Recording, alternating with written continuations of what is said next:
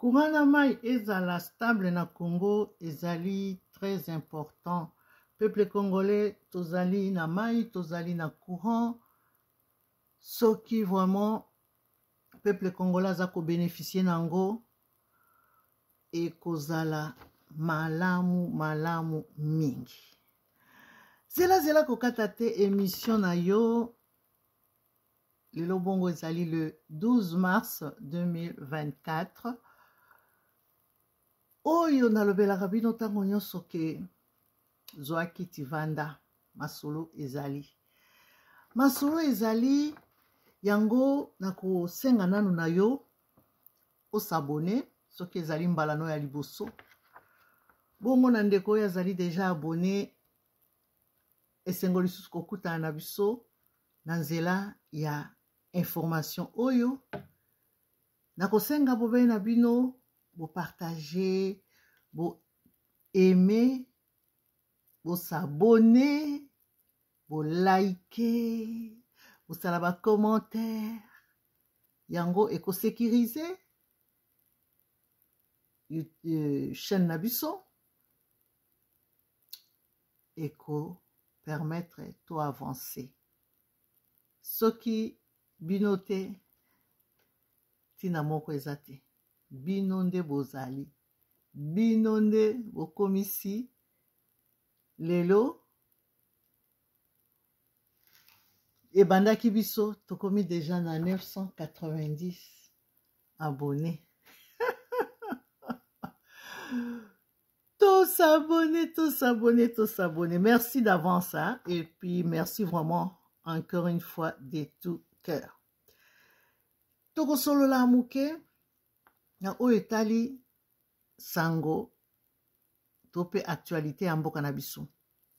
Nikoleleki boyogaki tosololaki na oetalaki voyage ya président atambolaki akendeki Addis Abeba, après akei Angola, après aeko mata kokende na Europe, abandi na Bruxelles et tina ba Turquie, Qatar. Donc atambolaki ndenge mo mesano.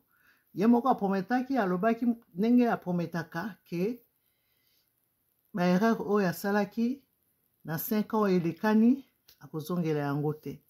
Nous espérons. Peuple congolais touti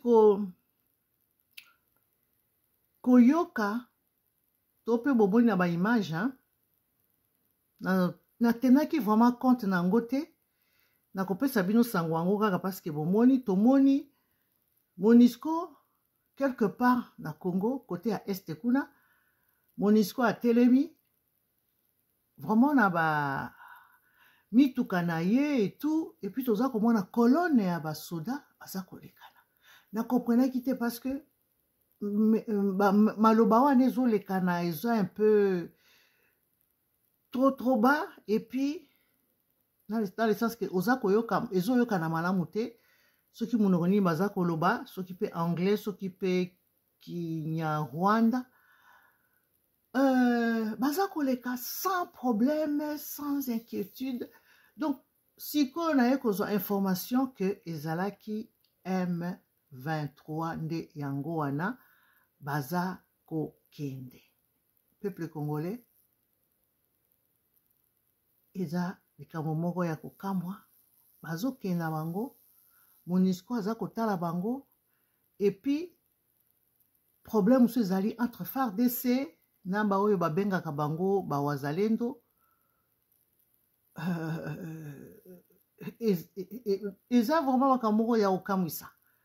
Na kotala soki ba video wana ezali pona kolakisa koyokisa bino yango boyoka ndenge nini soda moko azali kosala parade na ye aza kolobela yango vraiment alingi su koyoka kombo ya wazalendo te.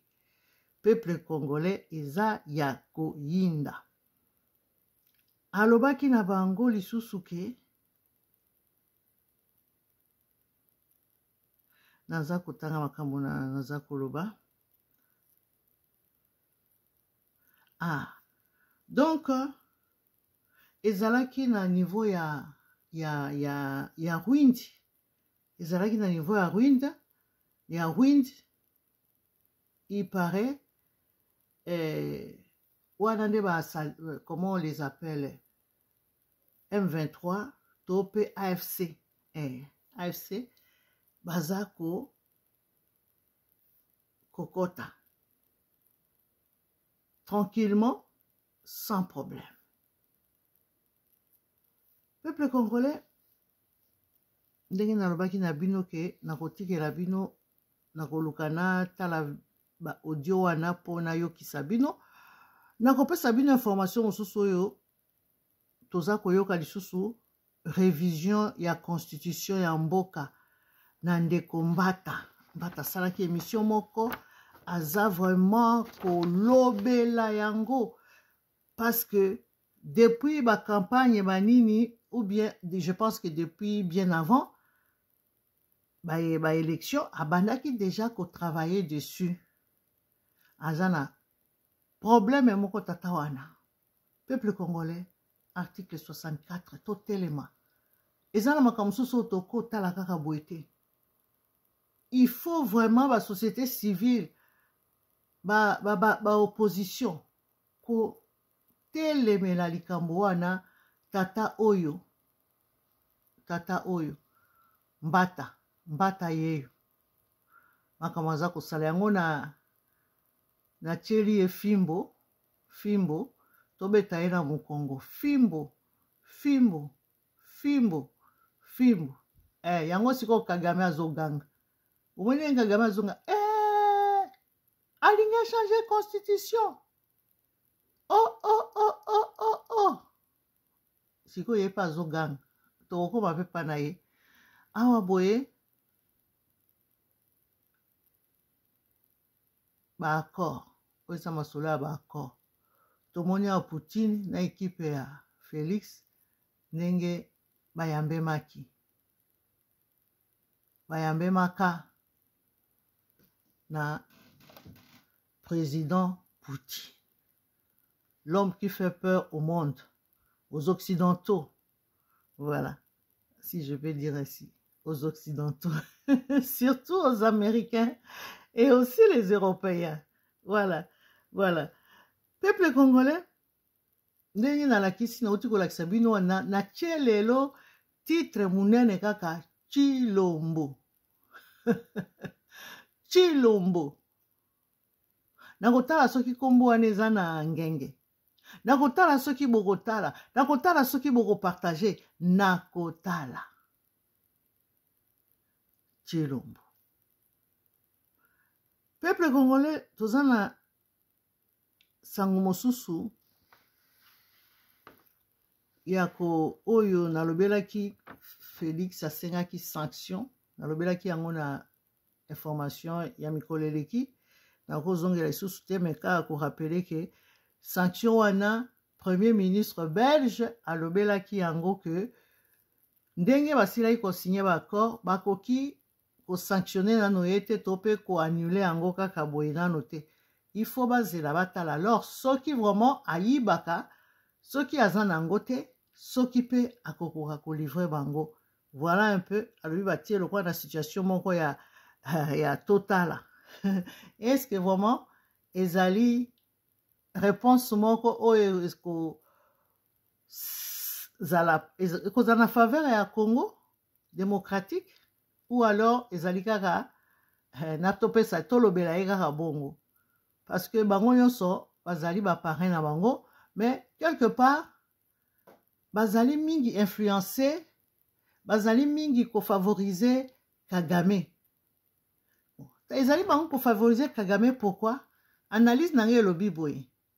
Na makambo nyonso oyo ya ba coopération c'est très important koyeba ke soki climat des affaires eza malamu te bato bakoyepa na bino te bato bakoya kosala baaffaire na bino te soki bozali crédible kobanda na makambo lokola etali économie banque ezali malamu bozali na babanke na bino me biso ozala na babanke te soki totali économie na biso ezali ya kokita mingi mbongo eza ya komata parce que toza koproduire te tozali na bakompagnie aérienne lisusu te tozali na babato te bacommerce oyo olingaki euta na baprovince ekóma na Kinshasa to mpe ebima ezali te bamoyen ezali te tozomona babato ndenge eza kozindazinda toza na bato te ndenge ezalaki bakokolo banini nyonso ekóma nango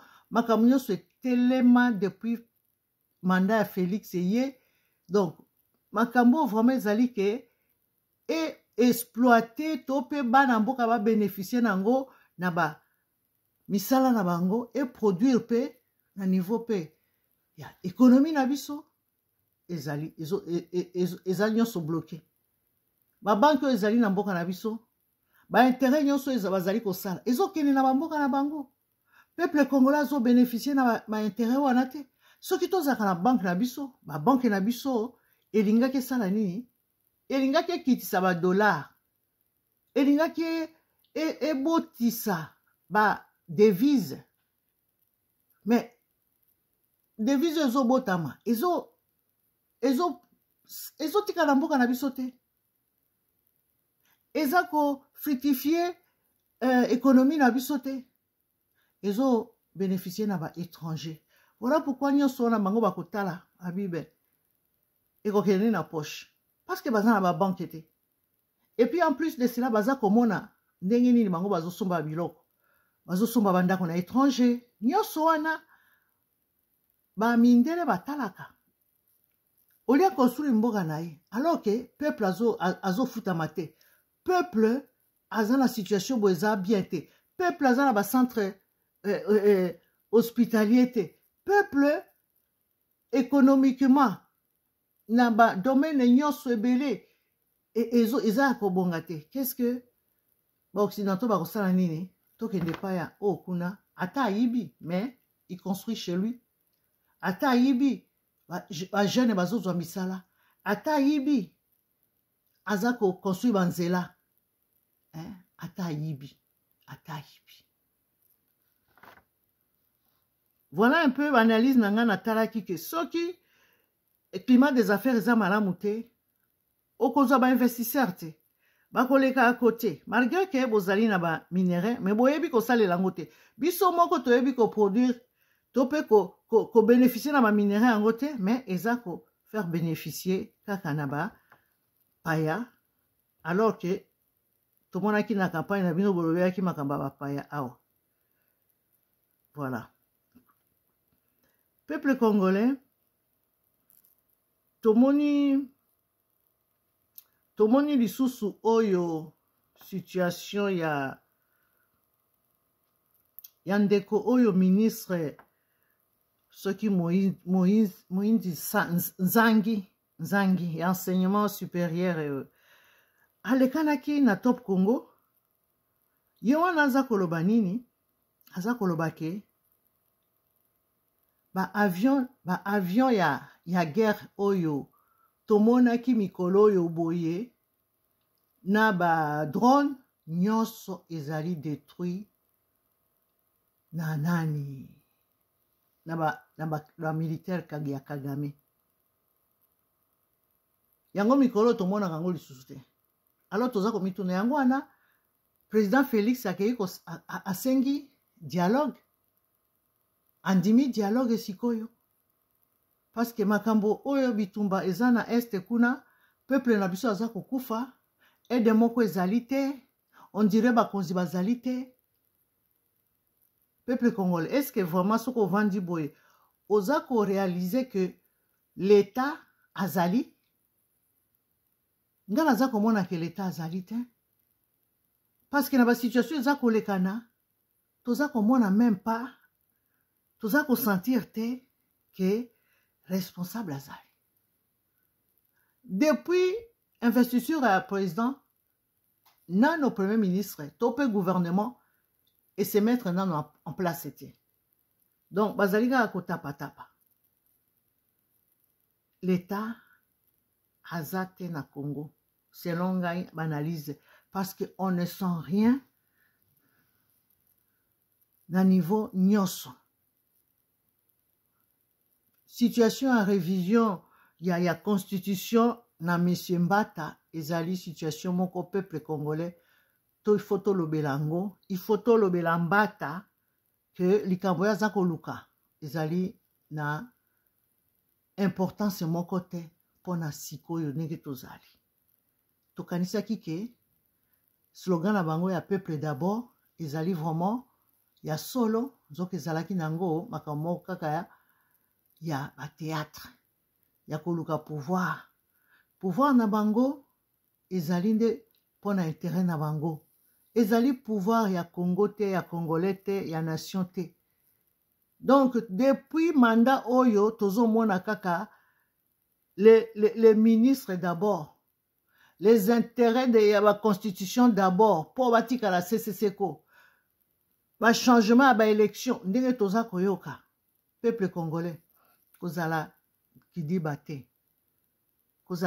te Félix alingi atikala CCCko ti Yesu akozonga parce que toza koyoka na minoko ya bataliban ndenge babenga bango bamambre ya IDPS baza koloba ke bakovanda ti Yesu azonga tomonaki gouverneur wana ya Kasai ndenge alobaki bako babotama mpo bakomande mpo badirige e bakodirige eza makambo ya kobombana te alors yo peuple congolais c'est-à-dire que Congo yango ezaka ya moto moko mpo bachanger les constitution c'est pas normal intérêt ya peuple ezali te kaka ya badepute nde ezali intérêt ya badepute nde ezali bomoni te ke président na campagne na ye aza nde na susi nano ya badepute ya yo population ya bamilitaire ya bapolisier ya bato ya misala oyo baza kosala misala ya leta baza kobénéficie na eloko moko te eza mawa mingi bamilitaire bazali abandonné kuna na guerre boyebi yango tomoni colonel wana aza koloba alingi su koyoka kombo ya wazalendo te sikoyo bakomi bitumba entre bango na bango eza makambo moko ya komituna esika wazalendo azali nani po toyeba vraiment histoire ya wazalendo okoyoka o bazali bato oyo bazalaki soki ya FDLR soko banani nde bango bazalaki bato moko bakanga bango après s'intégrer. Donc il y a un peu des histoires bizarres bamosusu balobi o baza ba rwandais oyo babundisaka Kagame nde bango wana baza ko jouer rôle wana ezali kaka balobaki ndenge toyokaki voilà tomoni lisusu na information peuple congolais ambassadeur ya Japon aye kopesa Congo loso tonne ya loso moins soki 4000 et quelques nini ya tonne ya loso peuple congolais navandaki na réfléchir na lobi mais c'est pas possible est-ce que toza ko se rendre compte jusqu'à ce point biso bato toza na mabele ya kokona bajaponais baza na mabele kutu mingi te lokola biso en plus biloko na bango eza biloko eza kosalama na te mosusu bakonaki kote ya babiloko ya inondation nini esalamaki kote dernièrement accident moko esalamaka kuna oyo ezikisaka baizini na bango ya babiloko na bango wana ezikisaki bandako batusa baexplosion wana alors mosusu bake kokona baloso wana kuna baya kolesaka bino biso moko peuple congolais tokoki koproduire te mpe l'état ndenge aza kotravaille na bajeune wana ya bakuluna wana avec le général en question na bosani kombo na ye un homme vraiment à féliciter na courage mpe na bwanya oyo azali koencadre bana wana kokona loso tolingi tolia loso na Congo te ifo kaka bajaponais bayela mpe biso loso ipare loso yango mpe bayaki nango bango na bango bakabolani bango na bango bateki batekele lisusu alors que c'était un don. Vous imaginez quand le monsieur ambassadeur wana quand il sera au courant ou bien akoyoka ngo bandeko nanga tango akoyoka lobi loso oyo amemelaki bango bazwi yango moko bango moko bayibi bango moko bamikonzi bayibi eza ya kokamwisa bandeko nanga ekamwisi ngai parce que audio moko ezali oyo balobeli yango ko ezali mawa kaka po tango ezali mokuse nalingaki nayokisa bino information wana tozozela premier ministre et tantôt baza koloba liaou tantôt bakoloba soki docteur eteni et puis na ndeko mosusu ya kote ya Congo central bon toza kozela kaka mosala nde biso toza kokanisa ke esalema me mando esilaki premier ministre azalaki wana abujaki na ye te azalaki na ye mwana sango so to mpe naloba sango po sango bazalaka bato bavandaka kaka toimaginaka sango azali kaka moto aza na kati ya sutani na ye azotambola azobouge te nini te sango un homme sérieux pas sérieux vraiment me carré la na kati ya nini asala eloko te donc avandi kaka boyaka bofukamelaka ye ainsi de suite pardon alors que na primature wana toza na besoin pe président à permettre que premier ministre futur premier ministre azala na pouvoir premier ministre azala na main libre premier ministre asala mosala selon bacapacité na ye pe selon fonction na ye na kotia parti moko boyoka ndeko kuswanika ndeko kuswanika na masakaka mingi kombo na ye alimbisa soki ayoki ngai ayambaki ndeko moko Patrick Mbeko azali journaliste donc atunaki mwa mituna nazwika parti moko bolanda ye oyo eza kolobela makambo ya baaccord oyo masolo boyokaki ya bacoopération militaire na Russie et commentaire na ndeko wana pe na kozongela bino tolanda ndeko oyo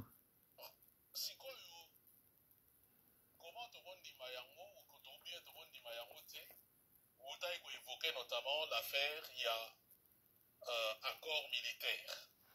Tout le monde a dit, il faut dire que compte tenu de ce que nous voyons, notamment avec ces 60 ans de collaboration, on va dire ça, avec l'Occident, et on voit aussi niveau, il y a évolution dans la partie est, ouest plutôt, et Afrique, notamment au Mali, Burkina Faso, au Niger, peut-être dans une moindre mesure en Guinée, beaucoup de Congolais estiment qu'il faut se tourner vers la Russie. Parce qu'il me semble bien que la solution est mêlée. Mikolo pour la kimia, indépendance, anti-aimé, ils ont d'abord un niveau, il y a la Russie. Et Toyoki, quelques temps après, que non, bon, voilà, il y a un accord militaire. Il faut dire, l'information est là qui est annoncée plus par les Russes. Et après quelques temps, Toyoki que non, Chilombona batene balobino eza ya mwana te bango bayebi makambo wana te eza makambo euta depuis 1999 na époque il y a Laurent Désiré Kabila. Alors, première question.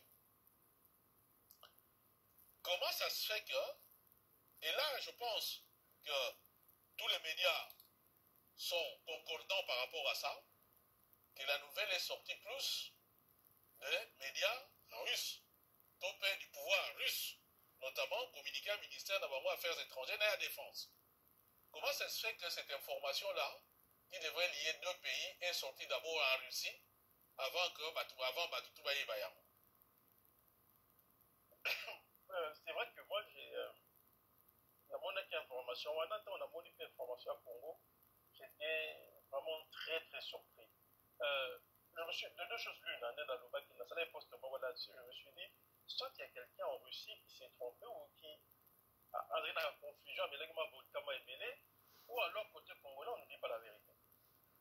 Et de mon point de vue, je, je, je, je doute que la Russe va publier l'Okabongo sans avoir eu à discuter avec Nabanaba congolais. Et les Russes ont la réputation de former de très grands diplomates. Ce ne sont pas des gens qui font les choses dans le ND. Soit les Congolais, vous savez qu'on négocie, parce que les Russes va vivre ici projet, va vivre ici contraté, va vivre ici projet d'accord. C'est-à-dire que tu discutais, tu as sur un certain nombre de choses de ceux qui ont là. Côté congolais va démentir comme s'ils avaient quelque chose à se reprocher vis-à-vis à Batumoro, qu'ils auraient promis autre chose. Ici, je pense aux Occidentaux. Ce qui est frappant dans cette histoire-là, Fabien, c'est le communiqué de la RDC. L'invité sur mon terrain bien, mais d'abord. Bien sûr, tout ça là, il y a une émission.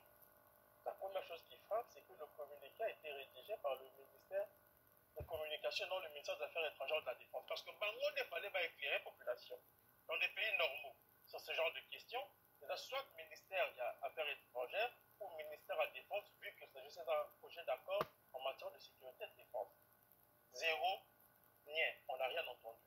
C'est pas où il n'y a qu'une point communiqué digne des gens qui discutent dans un bistrot. Et dans le cas de ce communiqué, il y a des contradictions. Parce que sur autant bien, ils vous disent qu'encore au Bandaki en 99.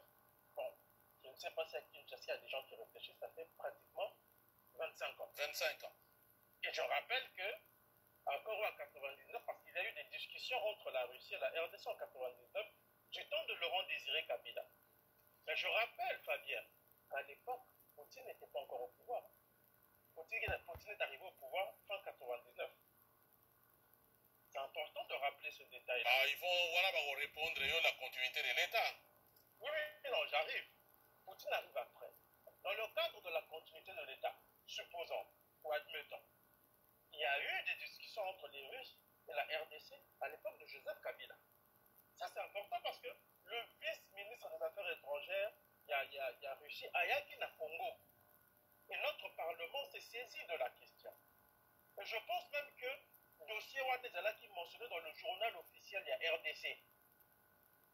Comment peut-on nous faire croire qu'il s'agit d'une discussion datant de 25 ans qui a déjà été réglée en 2018 et alors que tout avait déjà été conclu avec le Russe à cette époque? Comment peut-on nous faire croire qu'il s'agit d'une discussion qui remonte à 25 ans quand nous savons tous que la Russie a fourni au FARDC près de 160 tonnes d'armes en 2021? C'est-à-dire qu'il y a quelque chose qui ne marche pas. Et puis dans les communiqués, ils disent que c'était à l'initiative de deux partis. Mais là où on est communiqué, comme ils partent, mais dans le même communiqué, ça arrive quand on rédige un communiqué dans le bistrot. Parce que communiquer, voilà d'abord, ils ont dignité d'un État qui se respecte. Un communiqué de ce type, dans ce genre de dossier, va rédiger en de termes diplomatiques. Pour que ça, la communiquer, c'est comme si tu écris à tes partisans dans la partie de la vidéo. Parce que communiquer, il faut que je ne pas comprendre le comment. Ça discrédite le pouvoir, ça discrédite la RDC, y compris pas seulement aux yeux de Russes, mais aussi aux yeux des Occidentaux, pour qui, et l'on les a confirmé le comment, ils ne peuvent pas faire confiance à Félix Tshisekedi. C'est ce que ça ressort. Et je rappelle qu'on a signé un partenariat soi-disant stratégique avec les États-Unis. Les États-Unis. Le fameux partenariat avec Mike Hammer. Voilà, qui n'a pas connu de suite. On en a signé avec les Chinois, qui semblent ne pas connaître de suite favorable. Aujourd'hui, on nous parle de Russes. On renie un mot rapidement dans des termes parfois très alambiqués, très stupides. Dans la carte à communiquer, ils disent quoi? Ils disent que oui, il y a des discussions. Oui, il se pourrait que tout discuter sur la question, mais nous avons la carte idée. Comment peut-on dire une chose et son contraire? La carte, il y a paragraphe encore. Et comment peut-on le prendre au sérieux sur un autre voilà? Alors pourquoi le Congo est revenu à la charte? Admettons que le Congo a raison, il n'y a pas eu de discussion. Mais oui, pour répondre de cette manière-là, pour qu'on le voit que non, il est vrai qu'il y a eu des discussions, il y a des discussions avec la Russie qui pour le moment n'ont pas encore abouti à la signature d'un accord concret. Pour ceux qui vont là. comprenez, vous laissez la porte ouverte à toutes ces éventualités. C'est comme ça que des professionnels travaillent. Vous n'écrivez pas un communiqué sorti tout droit de je ne sais quel laboratoire dirigé par des gens qui ont les incompétents, si vous voulez. Le gars est choquant là parce que, au-delà de la personne de Félix Tshisekedi de son pouvoir, c'est quand même l'image de la RDC. Comment un pays sérieux peut rédiger un communiqué de ce type-là? Voilà. Au moins, du communiqué en haut. Voilà, il y a un mot sur le total de ce qui précède le gouvernement de la République démocratique. Ça précise qu'il n'existe à ce jour aucun accord de coopération militaire. Mais ce n'est pas ce que d'abord, ce n'est pas ce que les Russes disent. Les Russes parlent de projet d'accord. Ils ne disent pas qu'il y a une. En fait, c'est comme si maintenant, on va se justifier aux yeux de Bamindele. Parce que c'est ça, en fait, la réalité. Ils ont voulu se justifier aux yeux de Bamindele, mais c'est la Mobabé. C'est la Mobabé, et le Congo n'a pas à se justifier devant qui que ce soit. À partir du moment où on vient défendre l'intérêt, surtout quand on sait que Mindele Wana, par exemple, poursuivre des intérêts qui ne sont pas nécessairement les nôtres, qui ne sont pas ceux de la RDC. Ouais, c'est peut-être la peur aussi, hein. Parce que bon, le pouvoir est soutenu par ces Mindele-là et on considère que la RDC est allée Bongo plate-bande d'un groupe de gens et donc de ce point de vue, voilà, au moins il y a peur et ça, ou bien on a aussi relevé le côté chantage justement en disant bon, Bino Soli Bozo soutenir Bisote vis-à-vis à Kagame, alors Bisote Okena Biso quelque part tout en sachant que Barossa la côté, question il y a retouché un peu fibre, il y a parrain à Bango. Peut-être que ça aurait un peu tourné, peut-être mal, mais va rétro-pédaler rapidement. C'est pas une hypothèse que Yozo soit en considération, oui et non. Et je vais vous dire pourquoi. Parce que le pouvoir de Félix Tshisekedi n'était pas soutenu par Mindele. Mindele va se positionner en fonction d'un terrain à Bango. Monique du côté congolais, c'est lui qui est là. Pragmatisme oblige, on dirait. Mais sur Otali, la décision qui a été prise par Mindele depuis arriver à Félix Tshisekedi au pouvoir en 2019. Il faut qu'on remarque que les Mindele n'ont jamais investi de manière conséquente dans le Congo. En réalité, ils ont décidé de composer avec les maîtres des lieux, le maître des lieux. That's it. Le jour où ils vont s'apercevoir que Moutoumousou a beau jouer Rodwana, va contourner Kazakh rapidement. Rappelez-vous, souvenez-vous de ces propos de Mac Haber et des chanceliers occidentaux présents en RDC. Félix Tshisekedi est président de la transition de l'élection. C'est parce que l'élection est le cas. Et l'équipe que du côté de l'opposition, on a fait montre d'une telle, excusez-moi l'expression, idiotie ou manque de sérieux, que Mindele va préférer composer avec celui qui est là, en l'occurrence, Félix Tshisekedi. L'autre chose qu'il faut dire aussi, c'est que au-delà de la pression où Mindele va exercer sur le Congo, il y a dans le mécanisme psychique de ma responsable politique congolais et Béné un complexe tout à fait naturel à l'égard de l'Occident. Vous vous souviendrez de ces propos, il y a un groupe où Félix Bazara n'a pas été à l'opposition en 2016, quand Okojo Ayaka. Quand Okojo est venu à Kinshasa, vous vous rappelez des propos qui ont été tenus par Batou, comment on appelait cette plateforme-là, où Bakriak à l'époque? Rassemblement Rassemblement Basalaka. Vous vous souvenez des propos qui ont été tenus à l'endroit de Kojo, quand Ayaka à Kinshasa? Le Congo et les jardins des États-Unis. C'était les opposants à Joseph Kabila qui avaient tenu ces propos-là. C'est-à-dire que dans tout il y a des dirigeants congolais et sans que Mindele Batou n'a pas quoi que ce soit, mais ça a une prédisposition naturelle à l'égard de l'Occident. Et prédisposition, nous avons pas seulement pas Félix Tshisekedi, même les pas opposants, y compris dans la société civile. Donc, ce qui fait que Mindele Baza même pas de poser en pression. Ils vont s'exécuter Malcolm X à l'Obara, comme le faisait le nègre de maison à l'époque à l'égard de son maître. Quand le maître était malade, le nègre de maison disait: Maître, est-ce que nous sommes malades? Donc c'est comme ça que ma dirigeant congolais Ibélé va se comporter malheureusement dans ma rapport vis-à-vis de l'Occident. Et c'est ça qui permet de comprendre aujourd'hui rétro-pédalage toujours mona avec des propos parfois discourtois qui ne respectent pas minimalement ma norme en matière diplomatique.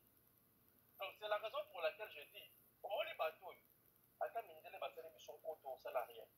La preuve en est que l'Union européenne a signé un protocole d'accord avec le Rwanda, beaucoup plus concret, sur les minéraux stratégiques à Mboka-Nabiso. Quelle a été la réaction de la RDC? On a fait un peu de bruit. Félix Tshisekedi est en Belgique. Il a adopté une posture qui n'était pas en adéquation avec la gravité de ce qui venait de se passer. Or, en temps normal, un pays qui se respecterait tous à la vie, on aurait pu dire, bah, écoutez, même pour bluffer, parce que la diplomatie c'est aussi l'art du bluff, on pouvait dire, bon, nous sommes considérer le protocole d'accord entre la RDC et entre l'Union européenne et le Rwanda comme étant hostile aux intérêts du Congo. Par conséquent, nous allons agir en conséquence. C'est comme ça qu'on agit. L'Union européenne aurait compris que, ah, ok, bah, tout va sérieux. Mais ils savent que ce n'est pas le cas. Pourquoi? Et ça, c'est un autre détail que je veux ajouter par rapport à cette histoire-là. Comment voulez-vous que l'Union européenne ne signe pas avec le Rwanda quand elle sait, à travers ses services de renseignement extérieur, que la RDC, en son sein, il y a des officiers, il y a des gens au niveau du pouvoir qui traitent avec le même Rwanda au sujet de ces minerais stratégiques? Comment voulez-vous... Ils ont même des accords qu'ils ont signés qui n'ont pas dénoncé jusqu'à aujourd'hui. Ils n'ont pas dénoncé. Comment voulez-vous que l'Union européenne remette en question un système de prédation qui semble profiter à tout le monde? Oh, ces accords-là profitent au Rwanda dans ce sens que ce sont eux qui raffinent de l'or, qui ont même base. Donc voilà. Vous comprenez la question de la lisibilité et de la cohérence au niveau de la politique, de la diplomatie congolaise. Comment voulez-vous que l'Union européenne ne signe pas avec le Rwanda quand elle sait que hier, après ça qu'il Félix Tshisekedi des rapports sur des officiers congolais impliqués dans le commerce et dans le trafic illicite de ce ressources avec le Rwanda qui ne salit rien?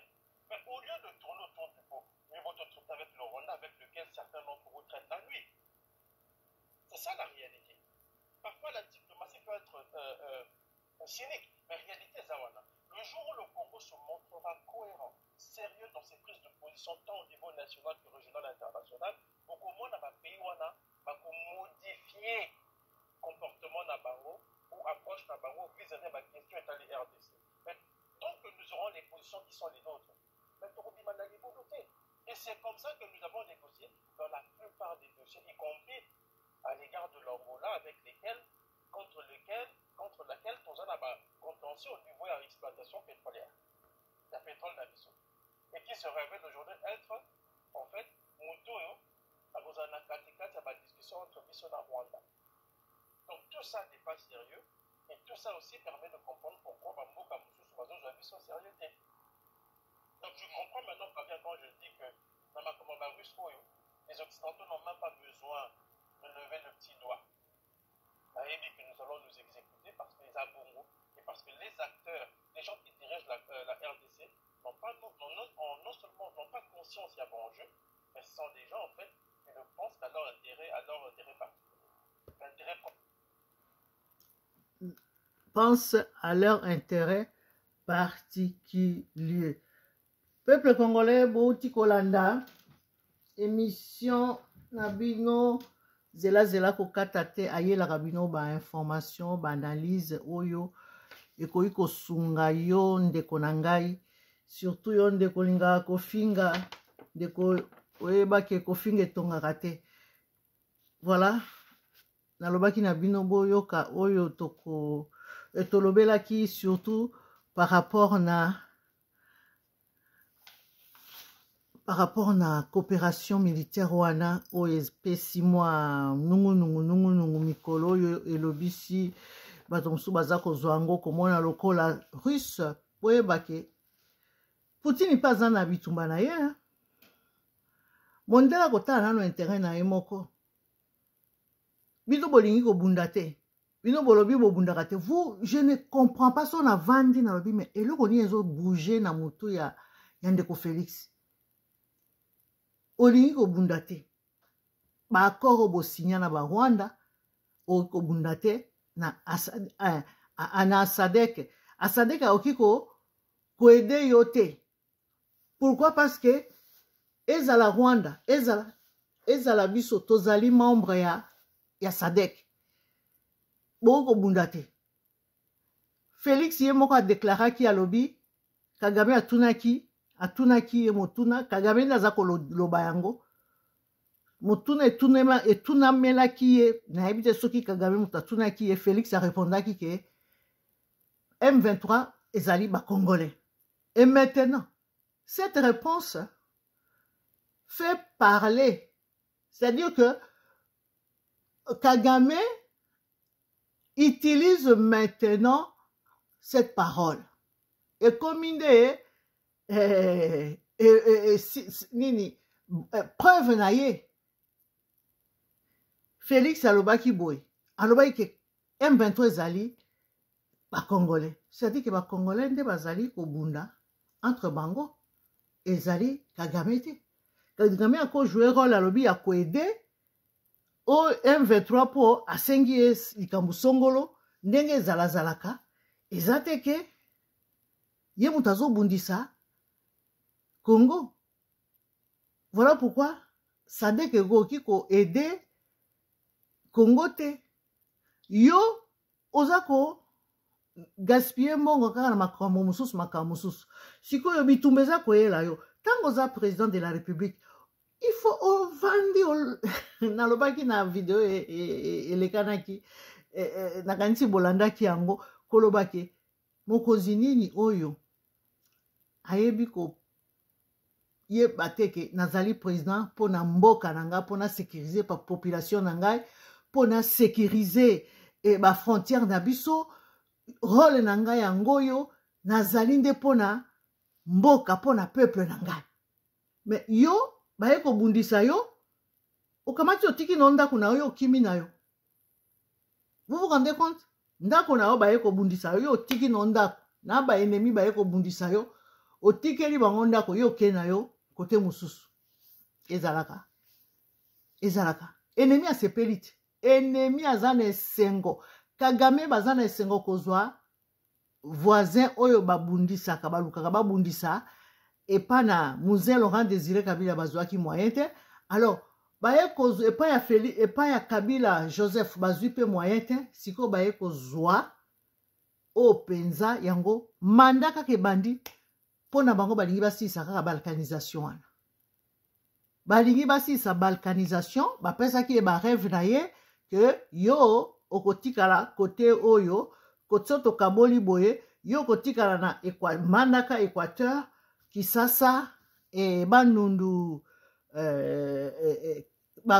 Congo central les deux Kasai Okiti ozwi Luala banayo kuna na bakariere na yo siko yo kotikela biso kote mususu Tanganyika ti Chopo Isiro Otuele Bunya omoni couloir wana yo kotikano yango bomona kake akipaka na ye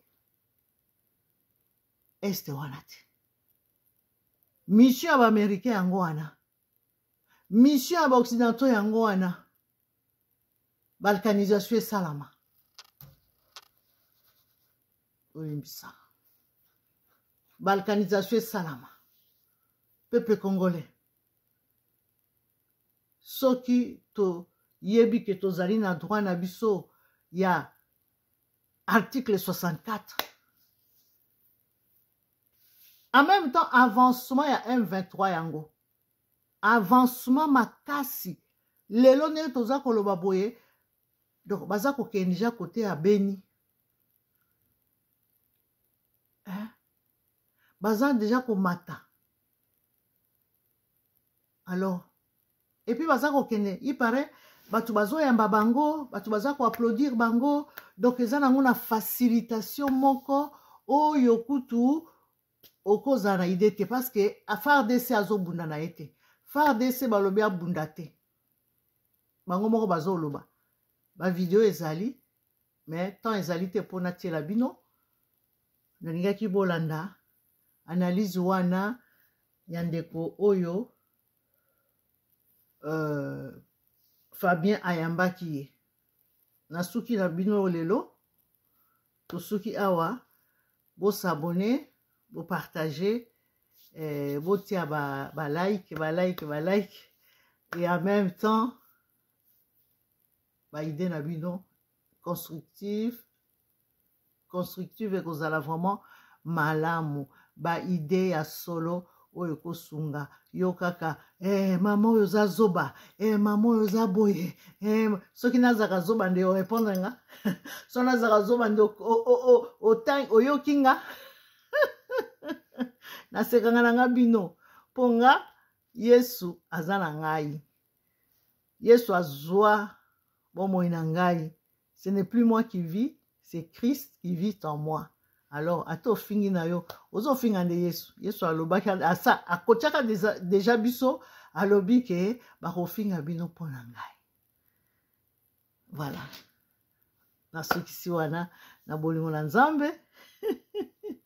Bato bapesanga bakomaka bien na ndenge ya toza même vision. Vraiment Nzambe amona bino pe azala eyano na ba besoin na bino nyonso. Ba oyo bafingaka Nzambe asunga bango batika kofinga ezali faiblesse kofinga ezali cho oza cho soko ozofinga oza cho baza kofinga nde bazaka bachoti donc nasuki wana nalingi bino mingi mama na bino zela kokata te aza koreveille conscience na bino merci.